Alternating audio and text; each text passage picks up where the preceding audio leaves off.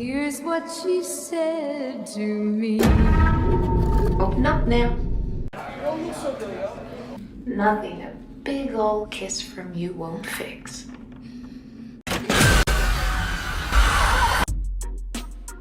Could it be that we stayed away too long? It's another edition of Talking Flick, and this time I'm accompanied by, the youngest in charge, man, LJ Ruffin. What's up, kid? LJ and Ruffin, we in the building, man. Talking Flick. I'm glad to be here. No doubt, and I am shocked that you actually made it here because we're talking about a horror movie this time, Evil Dead Rise, and I gotta say, growing up, it was hard to get this guy into horror movies, but you have been my ride or die.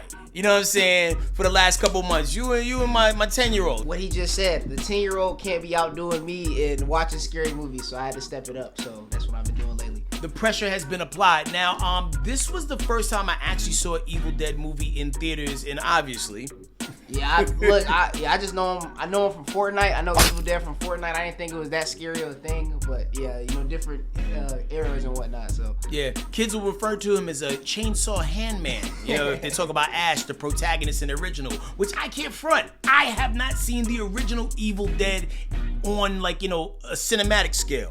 I went to Evil Dead the musical, which was way bloodier than you would think an Evil Dead musical would be. It was a vibe, and it made me be like, yo, I want to see all of the movies. I just haven't had the time. In Evil Dead Rise, a reunion between two estranged sisters gets cut short by the rise of flesh-possessing demons, thrusting them into a primal battle for survival as they face the most nightmarish version of a family imaginable. Now, I didn't even give it the due diligence of even watching the trailer before I saw it. I just, on the strength of the poster, I was like, yo, I'm in.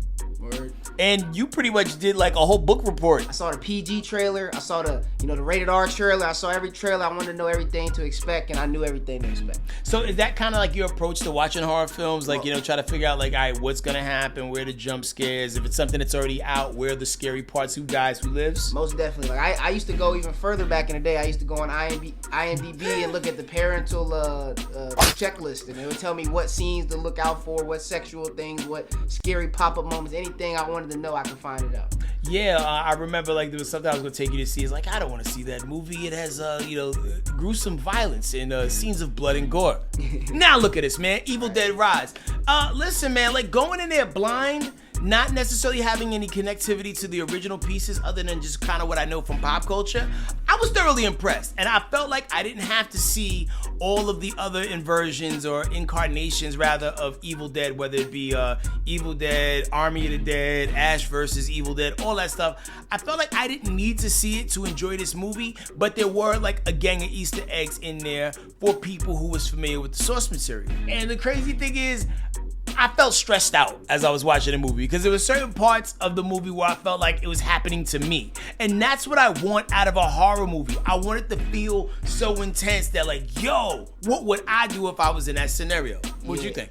Yeah, not to give any spoilers, but if you've seen the trailer, you know that the mom or whatever, she eventually gets outside of the house. They've been she's waiting for them to come outside, and then a whole nother threat rises on the inside, and it's yo, man, they can't catch a break. So just being in this movie theater with a whole bunch of people calmed me down a little bit, but it's yo, I felt like I was in the household with them myself. Yeah, it definitely brings you all the feels, and when you think about the effects and the way that they pulled off some of the the scenes, they definitely used all of the budget. You know what I mean? Yo, when I tell you the movie is messy from beginning to end, and the tone gets set immediately. So if you're trying to go see this in theaters, don't get there 20 minutes after the movie starts thinking you're gonna just miss the trailers, because yo, stuff pops off immediately. I hate movies like that. When it starts off, it's already dark outside. It's yo, man, can I get the nice music? Can I get something cool going on? Nah, man, you straight to blood and gore. Now, as far as people that are in the movie, it's a whole list of people that I don't know. Never heard of these people. Alyssa Sutherland, Lily Sullivan, Mia Charles, Nell Fishner, Morgan Davies, and Gabrielle Eccles. I don't know any of these people. However, everybody in this did a great job, and I would definitely watch them do other things. The ones who made it. Because not everybody was lucky. You know what I mean? Yo, bloodbath. So, we do everything kind of on a DAP scale here at Talking Flick. So, what do you give this one, in your opinion? I'm not like, you've seen way more scary movies than me, but to me this is pretty top tier for scary movies. So I'll give it that. I'll give it that strong dap. You know, you pull them in. You know what I'm saying? You got a strong dap on this one. I concur. I mean, I know we're very early into 2023. So far, horror movie of the year. Am I missing something? No. Like, I feel like, yeah, there was nothing else really that came out that is really on this level. Pearl was 2022. Oh, 2022. Okay. Yeah, time flies when you're having fun. So yeah, so right now, Evil Dead Rise, you take the top crown. So if you're looking for something to see this weekend, preferably during the daytime, if you're a shook one, cue the Mob Deep music. Evil Dead Rise is the play, alright? I'm Headkrack. It's LJ Ruffin. And we talking flick. Thanks for tapping in. Drop a comment below and subscribe!